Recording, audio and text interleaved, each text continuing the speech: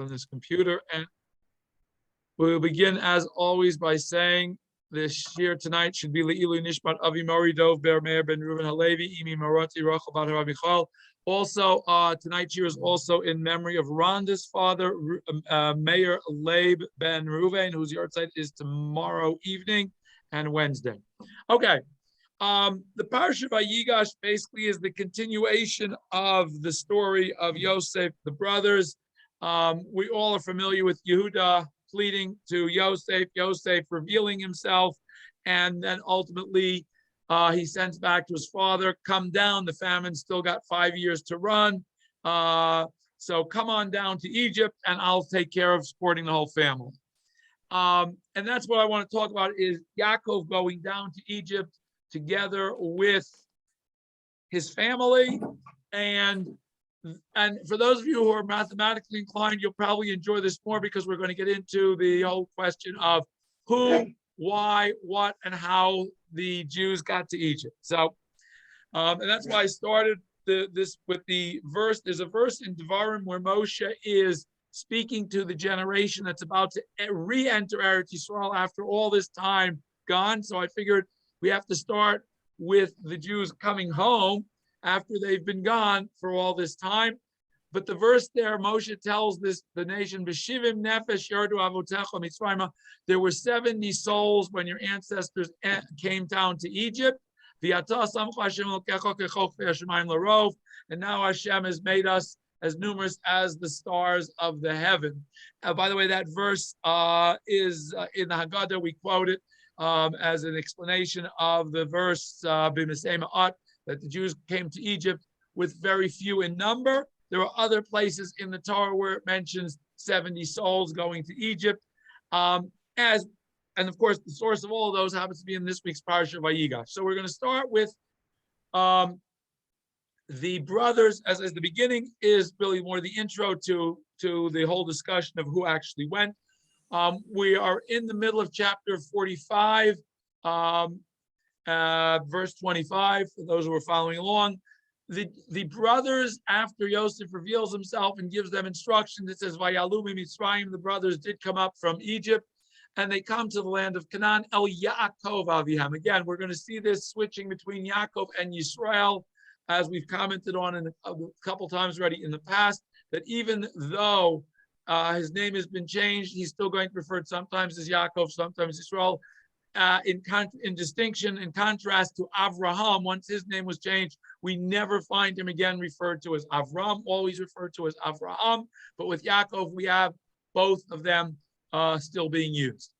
They tell him about the Yosef is alive, he's still ruling in Egypt, and he doesn't believe them. And suddenly he comes around, they talk about their whole conversation with Yosef. But the interesting thing is, it says, what is it that convinces Yaakov that they're actually right? Vayared ha'agalot. He sees wagons. They didn't leave with wagons. How did they suddenly acquire wagons? When Egypt, by the way, you were not allowed to export horses or wagons from Egypt. This was a no-no. So the fact that they were able to get wagons and horses from Egypt proved to him that obviously they had protected there, that something had given them permission. And he sees that midrashically, by the way, there's a whole discussion about this fact that the Agalot are related to the mitzvah of Egla Arufah, the fact that the calf has its neck broken, which is symbolic of the fact that we're always supposed to provide people with an escort. And that was the last halacha, supposedly, that he was learning with Yosef before Yosef disappeared. Wonderful medrash, clearly based on a similarity of words between Egla and Agalah. I don't want to comment on it, but it's a medrash, so I quoted it. Okay. And then it says, Vatchiruach Yaakov Avihem. Yaakov's spirit is reborn by Tachi from Chaya, lives, he reborn, because remember, the last time we had Yaakov before Yosef disappeared, or when the brothers told him about Yosef disappearing, it says, he was mourning for Yosef for all of this time. Now he's finally come, it seems that he comes out of this mourning, and immediately it says, Vayomer Yisrael. Suddenly he's now Yisrael. He's no longer Yaakov. He is no longer somebody who is bound by perhaps by the past. He's now ready to move forward. And also, there's one opinion that says what we always have Yaakov when we're referring to the physical side, Yisrael when we're referring to the more spiritual side. And here again, Yaakov sees now that there is a future. All of his sons have survived. They're all on the same page, perhaps, at least close enough to be able to form a single nation rather than he and Esav are separate nations, Yishmael and Yitzchak are separate nations. Now we're able to go forward and form a united, a single nation that will at least start out united. At least so it appears. So he says, I got to go see him. And now, so that's the first is again getting to Yaakov and convincing him that Yosef is indeed alive. Second thing we have is the whole preparation of Yaakov to travel. And again, notice in this one chapter we have Yisrael twice, Yaakov 3 times, 4 times, Bnei Yisrael mentioned once. Again, we have this switching back and forth between the two roles. So Yisrael is ready to travel. He reaches Be'er Sheva. He brings offerings to Hashem. And interestingly, it refers to him as Kei Aviv Yitzchak, the father of God of Yitzchak, his father. And then Hashem appears to Yisrael in a dream, in a vision. But he says Yaakov, he calls him Yaakov. Again, the Parshanim tell us that here again, Yisrael is still in Israel, he's still in Canaan, but Hashem is already appearing to him as Yaakov because he's now going to begin the exile. God basically promises him not to worry, go to Egypt. Very, very reminiscent of the passage that we started with, that they're now a large and great nation when they leave Egypt. Now, God promises him, Anochi ered imcha Mitzrayim. I will go down with you into Egypt. And interestingly enough, Anochi alpha gamalo, I'll make sure you survive and get out. And Yosef will take care of you for the time being. Yaakov gets up again. Now, notice when we first started traveling, he's Yisrael traveling. Now it's Vayakom Yaakov. Yaakov is one who now gets up because he now realizes that this is the beginning of that magic 400 years that we've had in the back of our mind since Avram was told about it. This is really where it starts. We're now going to be leaving Eretz Yisrael and moving forward. And it says Vayisu b'nei Yisrael et Yaakov Aviam, which seems again very strange. If they're b'nei Yisrael, they should be carrying Yisrael Aviam, and if they're carrying Yaakov, they should be b'nei Yaakov. But again, we have this concept here. They're now b'nei Yisrael. They're now ready to form a nation, and I think that's one of the key messages here of this whole section is that we're going to Egypt. We're a family clan at this point, but we're going to become a nation there. That theme runs through this. It runs through the opening sections of Shemot, and ultimately God speaking to Moshe at the burning bush that we have now become a nation. We're no longer a clan, a tribe, a family. Okay, then verse 6 describes again, they took all of their cattle, all of their possessions. In other words, we're moving. It's not we're just going for a visit. We are uprooting, we're taking everything with us, and we're going. Now, this phraseology used here for who is coming is very interesting. It says Yaakov v'chol zaro ito, Yaakov and all of his descendants. And then under his descendants, it lists the following. Notice again, the chol zaro is listed twice, chol zaro ito once, and then at the end it again repeats the chol zaro. But in between it says banav, his sons, bnei banav, grandsons, benotav, daughters, plural, ubenot banav, and plural, granddaughters. So their sons, grandsons, daughters, and granddaughters. Hevito Mitzrayim, he is bringing with him to Egypt. So everybody is coming. And then we have this magic list, which takes up a rest of this aliyah. V'ele shmot b'nei Yisrael. Again, notice they're now called b'nei Yisrael, habayim Mitzrayim, as they come to Mitzrayim. They start out as Yaakov Ubanav, Yaakov and his sons. So they're not starting out as a nation, they're starting out as a family clan, but they're already being viewed as a nation. Now, interestingly, again, Bechor Yaakov, he's not Bechor Yisrael, he's the Bechor Yaakov, is Reuven. Now, as I said, for those of you who are not numerically inclined, you want to just pay attention, just You can doze off for a while. Those of you who are inclined, we're going to go through the numbers here. Okay, because the numbers are a very interesting and fascinating part of the story to me, who's a numbers guy anyway. But okay, we go through family by family, but it's not grouped in birth order. It's grouped in order of mothers, and the mothers are grouped two different opinions why they're grouped the way they're grouped. But we'll see they're grouped from most people to fewest people, each of the four mothers. So under the four mothers, we're going to have all of the children and grandchildren of that mother grouped together in such a way that the four mothers, within each mother, the tribes are listed by birth order, but the mothers, the way the mothers are selected is by number of descendants. So we have Leah, who had 6 sons and 1 daughter, is first. Her children are listed first. There's Reuven. Now, you'll notice I put numbers here. Reuven has 4 sons, Chanoch, Palu, Chetzron, and Carmi, so he gets 5. The second number in parentheses on the column over here, which is your right, is the total at this point for that mother. Okay, so you'll notice the first one is 5, 5. Next one is Shimon has 6 children, Yemuel, Yamin, Ohad, Yachin, Tzochar, and Shaul, who is called the son of the Canaanite.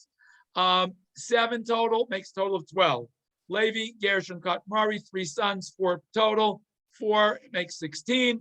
Now, Yehuda, interestingly enough, you'll notice Aaron, Onan do not have numbers next to them. Yehuda has 5 sons, but only 3 of them are coming to Mitzrayim because 2 of them have already passed away in Eretz Canaan, and they're specifically mentioned, which again seems very strange. Why are they mentioned? They're not the ones who are coming to Egypt. Why are they mentioned among the list of people coming to Egypt if they're dead? They were buried dead and buried in Canaan. Medrash tells us that the reason it mentions them is that Chetzron and Chamul, his 2 grandchildren, Yudah's 2 grandchildren, who were Peretz's son, are their souls reincarnated. I don't want to get into reincarnation. I don't want to get into this. I'm just quoting the Medrash. That's why they are listed in the list as coming to Egypt. Okay? As far as I'll go with that. Again, total of 6 people who are coming. Now, notice Yudah is the first one. We have grandsons listed. 2 grandsons, 3 sons, 5 total, plus Yudah is 6, gets us to 22. Yisachar, 4 sons, total, Puvah, Yov, Shimron, gets us 5 for Yisachar, a total of 27. Zevulun and 3 sons is a total of 4. He's the 6th of Leah's children. So at this point, we have a total of 31. And now we get the summary of Leah. The next pasuk, after each of the wives, it gives us a summary. Now, the interesting thing about this summary, you'll see highlighted in purple, is the fact that if you add up the numbers, you get to 32. By the way, we only had 31. The 32nd is mentioned in this verse. Dinah, Yaakov's daughter, is still alive. She's one of the people coming down. As a matter of fact, she is Yaakov's one daughter who is listed by name, even though before we said daughters. Okay, we'll get into that a little bit, hopefully. And so we have a total of 33. Even though when you add the names, it's only 32. Okay, I'm going to go through the whole list, and then we're going to come back and talk about the discrepancies and the comments about some of the wording discrepancies too. Okay, I just want to go through the numbers quickly because I know everybody else is not as interested in numbers as I am. Okay, we get now to the second is Zilpah, who is Leah's servant originally. She has 2 sons, Gad and Asher. Both of them had nice large families. God has 7 sons, total of 8. Asher also has 7 children who come with him, children/grandchildren. He has only 4 sons, Miyamna, Yishvi, Uvriah, 4 sons, but they have a sister, Serach, who is right now 2nd woman mentioned by name coming down. And the sons of Briah, Chaver, Malkiel, so he already has 2 grandsons also. So we have 2 grandsons, 1 daughter, and 3 sons, total of 8 people, including Asher. Again, remember, the tribal head is also listed in each of these. So we have a total of 8. 8 and 8 together make 16, and that at least ties. Zilpah has, it says, 16 total. Then we get to Rachel, who is next.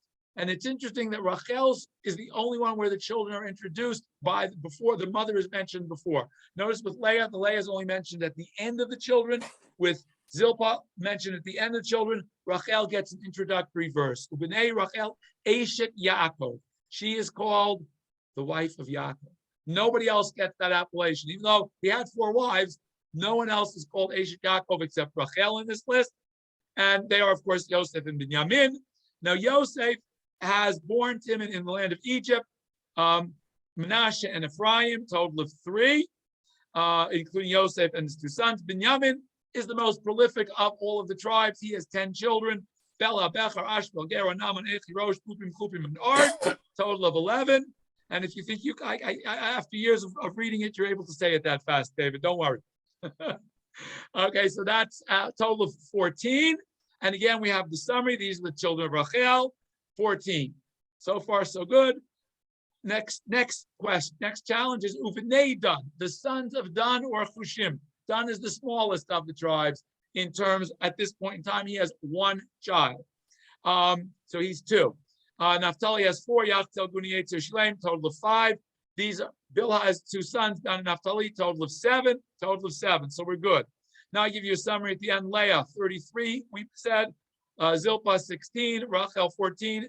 Bilhah, 7, makes a total of 70 people. And then the Torah now gives 2 different summaries, 2 different summary totals. One, call HaNefesh, verse 26, all the souls that came with Yaakov to Egypt, excluding Milvad and Nishei B'nei Yaakov, not counting Yaakov's wives. Now we have no idea who Yaakov's wives are, Yaakov's sons' wives, excuse me. Yaakov's sons' wives are, we have no idea who they are.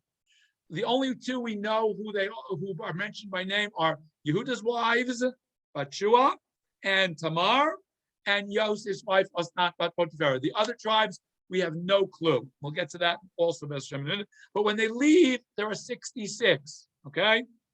When they get there, including Yosef and his 2 sons, I'm sorry? Okay.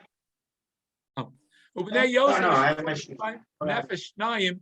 Together, Yosef has 2 sons, plus Yosef is 3. There are now 70 people. Okay? Now, those of you who are not mathematically inclined, I'll tell you, 66 plus 3 in my book doesn't equal 70 any more than 33 equals 32. Okay? But again, 2 different discrepancies here that we have to deal with. Rashi ties it all up in one nice midrashic bundle based on a nice midrash, ties up all of the discrepancies in numbers with one statement. He says that number 70, which is also number 33, is Levi's daughter Yocheved, who is not with them when they leave because her mother is still pregnant with her, wherever her mother is, but she is born as they enter Egypt. She is a number 70. That's the midrash. And therefore, the 70 works, even though they only left with 66, because you added 3 from Yosef plus Yocheved makes 4, makes 70. That's perfect. And the 33 makes 32, makes 33, because when they left, there were 32 and 33. Wonderful.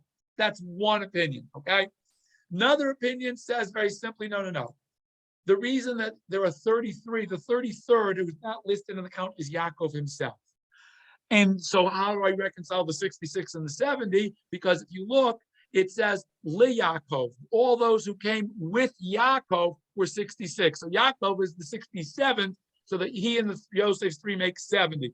And when it gets to the bottom, it's all of the souls of the household of Yaakov. He is included. Notice, by the way, again, we specifically mentioned that Yaakov's wives are not mentioned. Yaakov's sons' wives are not mentioned. There is no mention of Yaakov's wives. The only one who we know is dead at this point, who we've read about her death, is Rachel. However, we know clearly that Leah predeceases Yaakov, because later when Yaakov gives his burial instructions in Vayigash, says that's where I buried Leah. So the assumption is at this point in time when they're going down, Leah has also already passed away. Whether Bilhah and Zilpah are alive, no idea. I don't know. I haven't seen any commentators comment on it, but they're not included in the count because they are Yaakov's wives, just like his sons' wives are not counted because they are the sons' wives. Interestingly enough, if we go through this whole list, as I said, there were only 2 women mentioned, other than the 4 wives who were mentioned in the context of their descendants, not in their own context as coming down. And those 2 are Dinah, Yaakov's daughter, and Sarah, Asher's daughter. Now, the interesting thing here is, I'm very student of genetics. Last I checked, the probability for every pregnancy is about a half. It's maybe 49.7 to supposedly statistics show that there are slightly more males born. By the time you get to 7, 8, 9, there are fewer males or have survived, whatever. But the fact of the matter is, we have 70 souls in Yaakov, sons, grandsons. Okay, 3 different generations, and I'm sorry, and great grandchildren, 4 generations here, because we have 4 from the 3rd generation following Yaakov. 68 of those people are male, 2 are female. Is there something wrong here? Are we missing something? And I think the answer to that is yes. Also notice, when the Jews come back from Egypt, we count the males. We have no idea how many females there were. The males are counted, the females are not. I can give you all sorts of rationales and explanations why. The question here is, why are the 2 females mentioned in this list and no other females are mentioned? Does that mean there were no other females? Clearly, there were at least 10 other females, the wives of the sons, but they're specifically mentioned as not being included in the count. So we have to try. Aaron. Yes, David. So maybe those 2 females that are mentioned are daughters or granddaughters of the existing tribes. All the other women who are not mentioned could have been from when Shimon and Levi killed all the men at Shechem. They took all the women with them. These women were not Jewish, but nevertheless, they could provide wives for all the sons. Again, who the sons married is a great question. David, that's a great, as I said, we have no idea who this other ones married, but they're not counted as descendants of Yaakov in the count. Okay, that's all that's the point I'm trying to make at this point, is that when we count, when we're doing this census, it's males. It's a census of males. So the question is, why are these 2 included? I mean, I can offer you a very simple solution, that these were the only 2 that were of marriageable age that were still single, so therefore they're counted as individuals as opposed to being counted as part of a family unit. So when we talk about the 70 souls, I think it's more like 70 families, or at least some combination of that, rather than necessarily 70 individuals. I think that's one way of looking at it. As I said, the fact that it specifically says Milvad Neshei B'nei Yaakov, excluding Yaakov's wives, sons' wives, tells us that, wait a minute, why would we have thought they'd be counted? We're counting Yaakov's descendants. His sons' wives would not have been his descendants. Why would we think they should be counted? Just like his wives are not counted, because if they're alive still, because they're not his descendants. We're counting Yaakov and his descendants. So it makes sense that we wouldn't give individual counts to Yaakov's sons' wives. However, the fact that the Torah specifically mentions them as not being included in the count leads one of the parshanim to say, which is, by the way, there's a machloket among the Tanaim. One of them says, Yaakov's sons married, they married their sisters, half sisters, not full sisters, because there were 6 who were not Leah's daughters, and there were 6 who were, and with each tribe there was a twin sister born. Okay, Medrash, I'm just quoting it to keep us good, but it's based again on the fact that it specifically excludes Yaakov's sons' wives, even though they shouldn't have been included in the count as not being Yaakov's descendants. Okay, as I said, yes, Rabbi. Why do you need all these names? Why do we need all the names? Great question. And it's interestingly, it becomes an even bigger question. The reason each of these names are mentioned in theory is because each of these becomes a head of a family that's a tribe. Again, each is a sub-tribe. Each of these people mentioned is going to become a sub-tribe. So when we get to Parshat Pinchas, after wandering for 40 years in the desert, and Moshe is doing a census as he's about to hand off leadership to Yoshua of how many Jews there are, they're grouped not by tribe only, but they're grouped by family. And the families will all trace back to one of these 70 individuals, with the exception of Menashe and Ephraim, where it goes into sub-tribes beneath Menashe and Ephraim. But it goes back to these, I just go back to these 66 people who are listed as being descendants of Yaakov. So that's, again, so far we got one interpretation is that it's Yocheved who's born as they enter Egypt. Second interpretation is that the missing person is Yaakov himself. And the third interpretation is that the 70th that goes down, if we go back to the verse I specifically mentioned in the beginning here, who says to Yaakov he's going with him? Hashem. Hashem is the 70th. When it says that there's 70, Hashem is the 70th because he says, I'm going to go with you to Egypt so you'll know I'm there with you. Nice, Perush, not necessarily the literal meaning. None of these are again, each of these have to be, you got to fill in the cracks. There's 69 doesn't equal 70, 33 doesn't equal 32. So with each of these, we're trying to figure out why it is. By the way, the simple interpretation is it's rounded to the nearest 10. So there's 70, 69 rounds to 70. That doesn't answer the 33, 32 problem, though. And the fact that we round to nearest 10 is there are other places. There are censuses where it seems that we round not to nearest 10, but to nearest 100. If you go through both of the censuses that are listed in the book of Bamidbar, you'll find that 11 of the 12 tribes have a number that ends in 00. Two of in each count, there's one tribe that the number only ends in 10, not 20. It's not around 100, it's around 10. And there are all sorts of interesting explanations as to why in the census would we round to the nearest 10. Well, because it's easier that way, especially for the addition. Round to nearest 100 makes it a lot easier, simple. Again, you can say, oh, well, it was just happened to work that every tribe had an exact round 100 number. Sure, that's possible. But the much more seemingly explanation seems to be that they round to the nearest 100, unless if the number ends in an exact 10, then they don't round to the nearest 100. So if it's exactly 30, 40, 50, then we don't bother rounding to 100. But if it's 57, we round it up to 100. If it's 42, we round down to the nearest 100. That's one opinion, as I said. Same thing here. We're not going with 69. We're rounding at 70. The other numbers, since they're so small, there we go to the exact numbers.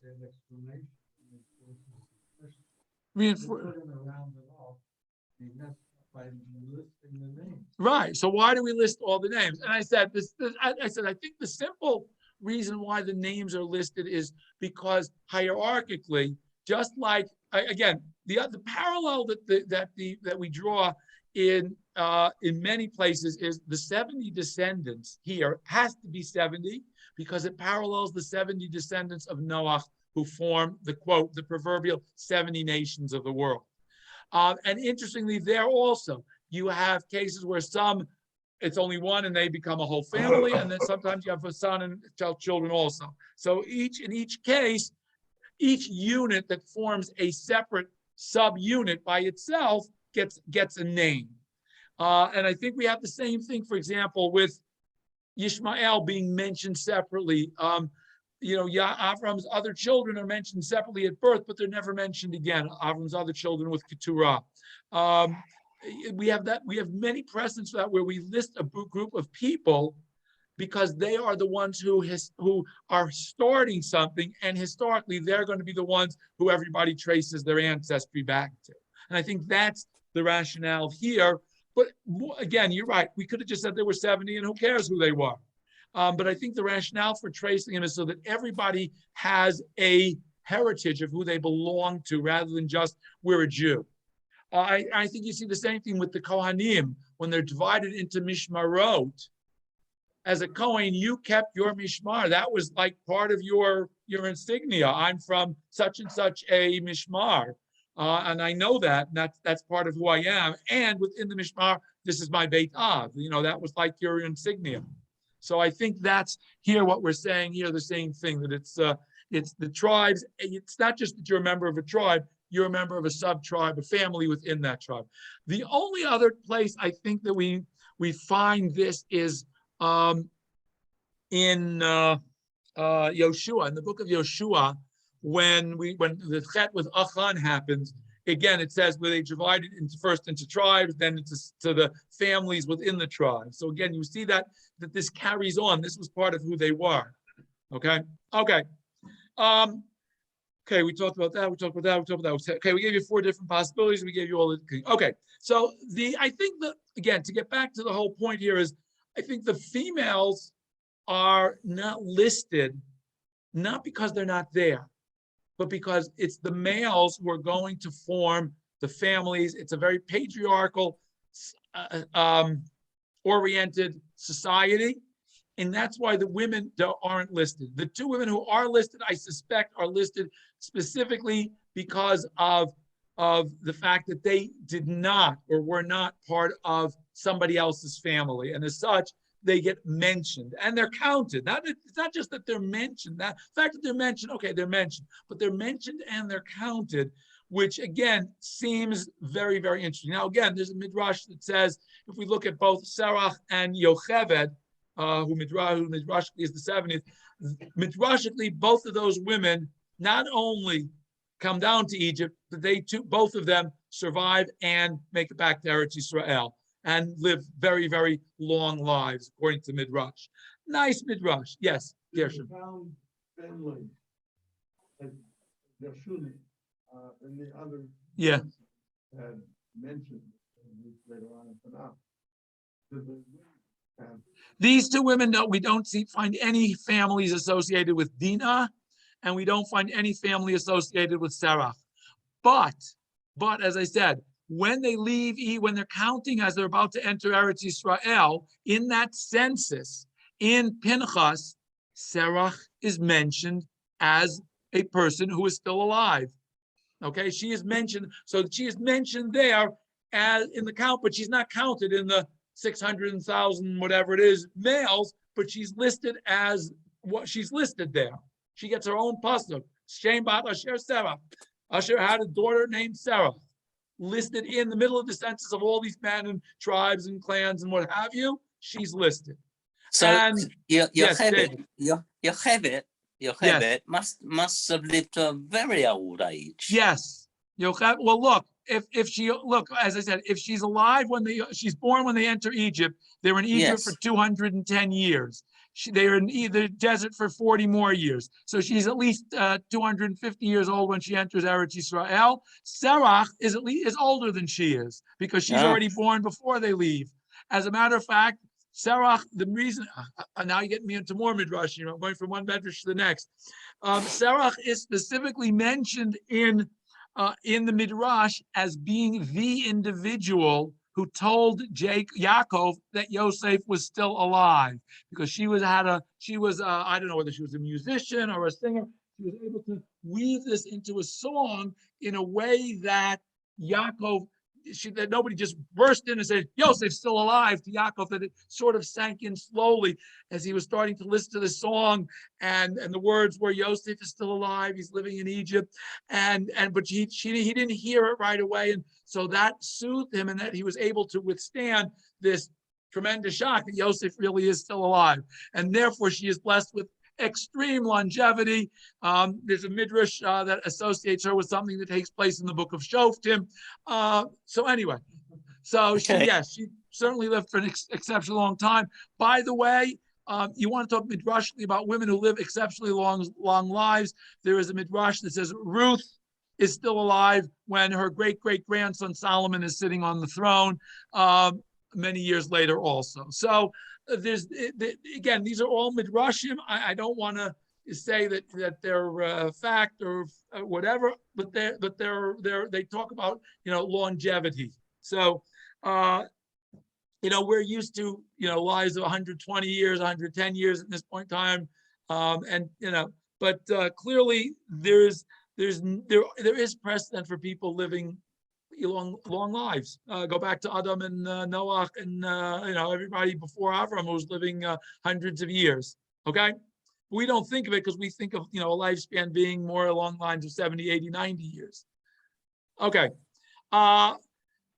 so we talk about this lessons primarily that I'd like to just takeaways from here is the fact that, as I said, one of the opinions, Hashem promises Yaakov he's going to get to Egypt. He personally will leave Egypt. The Jews will not, again, he's going to, in other words, when it says, Anochi alcha gam alo, I will take you up, it uses two different verbs. God says, I will bring you up, gam alo, and they will also come up. So he's promising Yaakov that not only will you return, you at least, you may be dead, but your body will be buried in Eretz Yisrael, and they eventually will leave. The Jews will eventually get back to Israel. Don't think I'm forgetting the promise. And that's exactly why he appears to Yaakov. It says not to be afraid, because Yaakov is concerned. I'm leaving to go on this new galut. Is my family going to survive as Jews? Yes, they'll survive as people, but are they going to survive as descendants of Avraham who are ready to carry on the traditions of Avraham and our family? And that's his major concern. Certainly well-founded, as we study the Midrashim surrounding the Exodus, that the Jews were almost completely assimilated. Certainly we understand why Yaakov would have been concerned. Okay. Other lessons, as I said, that we still have this tension going on between Yaakov and Yisrael. We're going to see it again in next week's parsha also. This tension between Yaakov and Yisrael. When is he Yaakov? When is he Yisrael?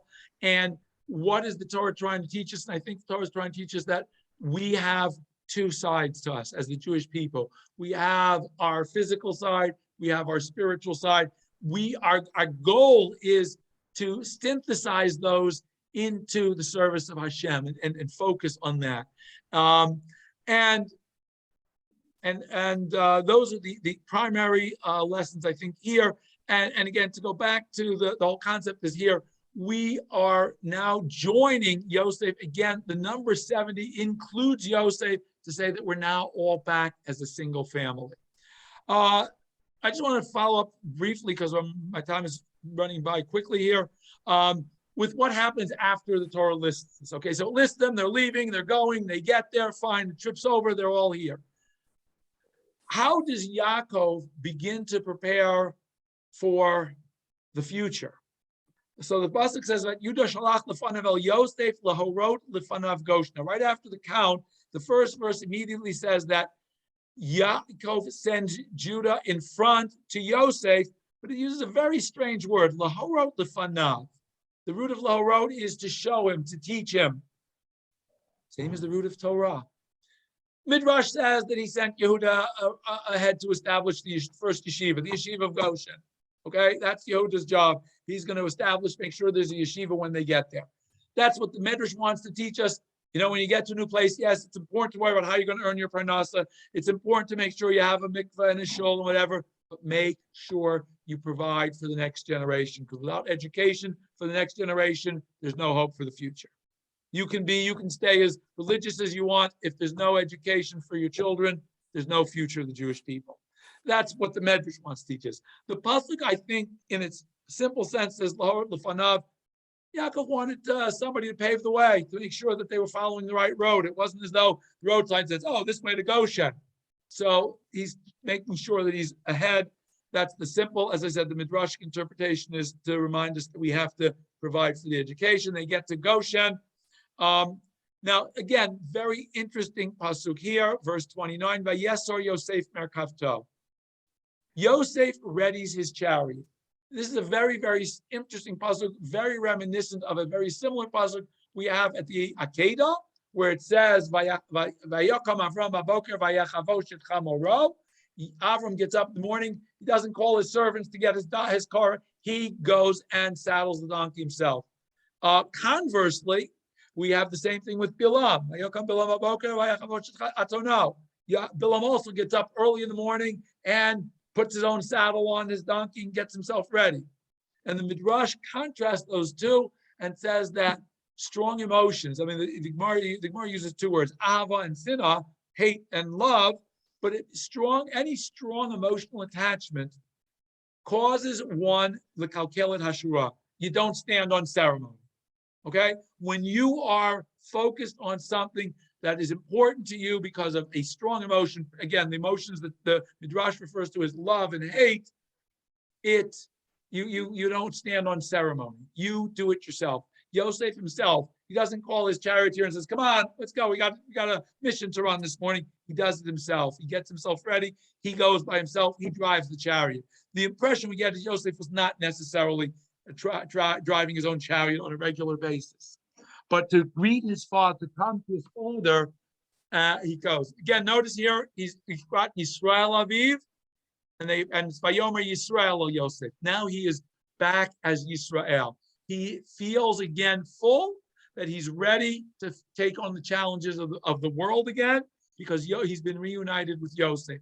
Again, midrashically, we have the whole midrash of the last, which is based on the last verses in the book of Avadia, which we read, Torah Vayishlach, that Yaakov Yosef lehava. That Yaakov is the spark, but Yosef is the torch that's going to burn, be able to successfully fight against the Esavs of the world. The Yaakov felt that with Yosef's disappearance, one of his strongest weapons in the fight of maintaining Judaism in the face of anti-Semitism was lost. With his reuniting with Yosef, he feels again ready to face the world, take on the challenges. And that's what he says. Very interestingly, Amusa hapam, I can die now. I've seen you. Again, notice a very interesting word here. Same exact word we had when he was going to meet Esav, seeing his face. Okay, this very interesting concept of I got to see him, I have to see him in person, see his face, seems to be a recurring theme with Yaakov and his anxieties. We had it specifically with the angel, he calls them Pniel, Ki Ra'iti Elokim Panim El Panim, again, face to face. He wants to see Yosef personally, not just talk to him on the phone or get a message from him. Okay, we have a very interesting, yes, I'm sorry, yes, go ahead. Well, he had the experience of having a proper with Leah and Rachel, not seeing the face. That may very well be it. Gershon suggests that the reason Yaakov is so fixated on seeing the face is perhaps because of his case with Rachel and Leah, where he didn't see and he was misled. That's a very and probably the same thing with his father. The fact that his father couldn't see him, so maybe the same thing. That's why he has this focus on seeing the face. A very possible explanation for that. Makes good sense. Okay, the next story the Torah gives us a very, very seemingly superfluous story.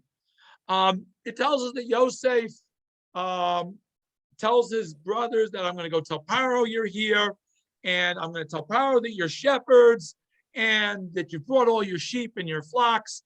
And by the way, Paro's going to call and invite you for a meeting as dignitaries. You're my brothers. He's going to invite you for a meeting. He's going to ask you at that meeting, what's your trade? What do you do? Tell him you're shepherds, because if not, you're going to be in trouble. He's going to invite you. If he tells you, you tell him you're merchants, whatever, he's going to invite you to live in the capital with all the other Egyptians. You want to live alone in Goshen, where you'll be safe and happy. So tell him you're shepherds, because the Egyptians hate sheep. Okay, because Mitzrayim worship sheep, they don't care for shepherds. They're not into shepherds who go and use their sheep for food, as we saw in last week's parshat. So Yosef does that and tells Paro what's going on, and having prepped them, he takes 5 of his 10 brothers with him, or 5 of the 11 brothers with him, and they stand before Paro. They're the representatives of the delegation.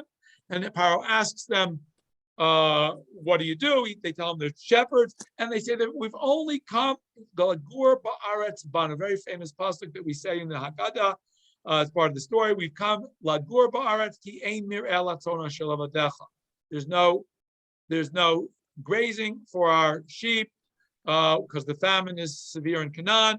Let us live in the land of Goshen, exactly as Yosef prepped them. And Paro says, no problem. Go live in Goshen. But by the way, if you know that there are any good ones there, I'll let them be shepherds for my flocks too. Now you question what kind of flocks did he have? Probably the flocks that were dedicated to the idolatry, and that's why Yosef declines the offer. And then So the first question, why does the Torah have to say all this? We already said in the beginning, Yosef told him, you're coming to Goshen. We knew we were coming to Goshen. And I think that this part here is simply to tell us that Yosef was trying to ensure that his brothers would be welcome by not just Paro, but by the population. If the population sees their dignitaries, in other words, Paro's already welcomed them before they even left to go get Yaakov. He said, come, here, you'll live here, no problem. This whole ceremony, this whole formal welcome is to try to stave off the antagonism of the Egyptian populace for these newcomers who are usurping, the best property and taking over, the best positions or whatever. And Yosef wants to have a formal ceremony that Paro recognizes it, because if Paro recognizes it, then all of Paro's officers will recognize it. If they recognize it, the general populace will recognize it. So all of this is really to increase the acceptance of the brothers and their families into not into Egyptian society, that they're going to go and start becoming part of the party circuit or the society circuit, but so that there shouldn't be antagonism toward them. That, I think, is Yosef's intent. And I think that's why the Torah wants us to include this, to show how wholeheartedly Yosef had reconciled with his brothers and was willing to accept them into his life again. I think that's a critical component. That's why the Torah spends so much ink on this, that we have to, again, reach out to our brothers, even if they may have wronged us, they may have hurt us. We should be striving to unite the Jewish people rather than separate the Jewish people. Ultimately, finally, the last thing that we have as they get to Egypt, Yaakov also gets a private audience, but notice here he's Yaakov, not Yisrael. When he goes before Paro, goes as Yaakov. Yisrael does not get mentioned here. Yaakov gives greets Paro, and Paro says to him, "I don't understand. How old are you?" Because he knows old Yosef. Yosef seems to be, what is Yosef? At this point, Yosef is 40 years old, late 30s. And Yaakov seems to be so old. And Yaakov answered, and again, you would expect a 40-year-old guy to have a 65, 70-year-old, parent. But Yaakov is 130 years old at this point. And he says, 130 years old, but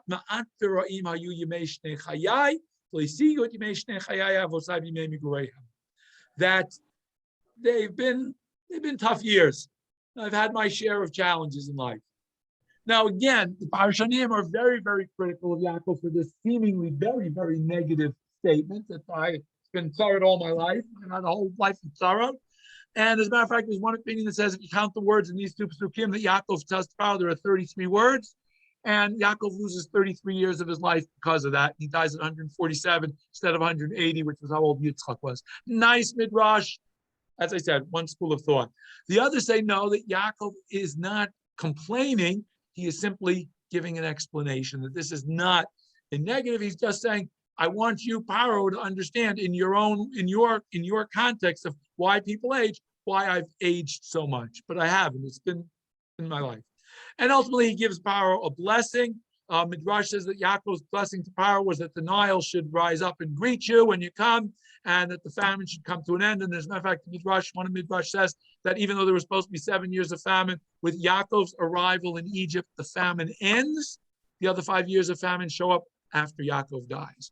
And this is why later on we're going to find that the Egyptians, when Yaakov does, that's why it says the Egyptians will all mourn for him. Why would they all mourn for Yosef's father? Okay, Yosef, you mourn for him. We don't have to mourn for him. But the reason is because the famine ended 5 years early in his merit. And somehow all the Egyptians got that word. And that's why they showed great respect to Yaakov as the father of the interpreter, but also as a miracle maker or a miracle, somebody who God blessed in his own sense.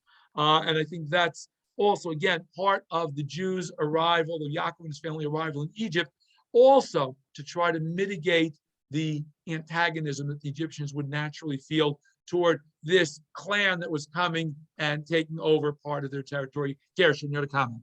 Could this not also be a parable or a paradigm for Yehuda going out of the land of Israel in order to go prosperity you can't have in famine in Israel. And yet becoming a proper as a result of it. And ultimately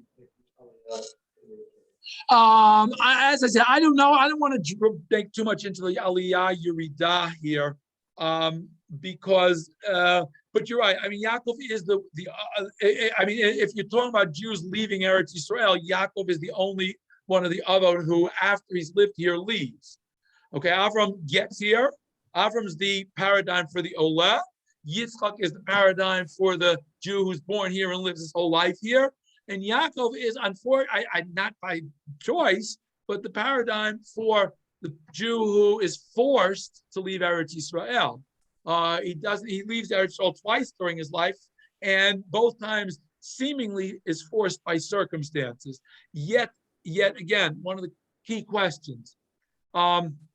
He lives in Egypt for 17 years. The famine didn't go 17 years. Why didn't he try to go back? And that's a whole different question for a whole different story and a whole different shiur. But again, I think, and that's why I think the Midrash plays up so much this Lahoro Lefanav Goshna to set up this yeshiva, so that there would be a possibility. Again, there would be, even though he doesn't get back, somewhere down the road, some Jew will get back. Somebody from his descendants will ultimately make it back to Israel as a Jew, not just as a tourist or as a a person passing through who has no connection to Judaism. It's not only will he get back to Eretz Yisrael, he'll get back to Eretz Yisrael as a Jew. So I think that's that. I would believe that Midrash is focusing on that aspect of Yaakov as the paradigm for the Jews forced to leave Eretz Yisrael.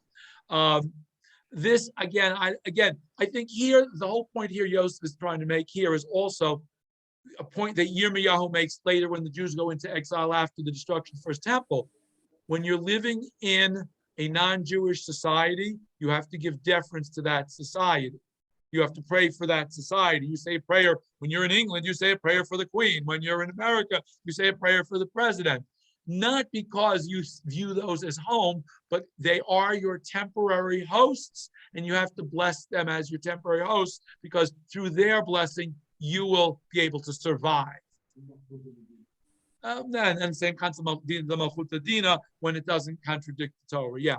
Also is based on this concept that we have to understand that we are guests and we have to take that responsibility seriously. Okay. The last two psukim before the parsha then goes off on a different tangent is again a basic summary. Yosef now provides a place for them to live, and he provides foods for them for the rest of the time that they are in Egypt. So again, they are relieved of a lot of the normal everyday problems that we have of housing, food, clothing, shelter seem to be provided by Yosef in exchange for the fact that they are there, but they're coming down. They came down at his invitation. He is the one who is now going to provide for all of them, even though they are probably fully able to provide for themselves with their flocks and what have you. But Yosef provides for all of them. And the rest of the parsha deals with Yosef's whole rules for how he managed the rest of the Egyptians during the famine for another time, Bezrat Hashem. Again, I think that, as I say, the lessons of the parsha are rather focused on the fact that this is the beginning of the Galut, and we have to remember when we go into Galut that we can't forget where we came from. We have to remember our tribe. We have to remember our family within the tribe. We have to remember that Hashem is with us even as we go into Galut. And Hashem promises in every Galut that Bnei Yisrael go to that we will ultimately return. Maybe you won't, but somebody down your family chain will. And that's why it's important to raise families in exile. Even though we're still in exile, we have to continue to raise families, continue to teach them about Judaism so that somebody eventually will come back. And we're thankful to Hashem that we are among those who are privileged to be the ones, the generation that has been able to come back and live in Eretz Yisrael. And we hope and pray that soon all of the Jews will get that message and they'll all come back to live in Thank you all. and have a good week. Questions, comments, and feedback at this point.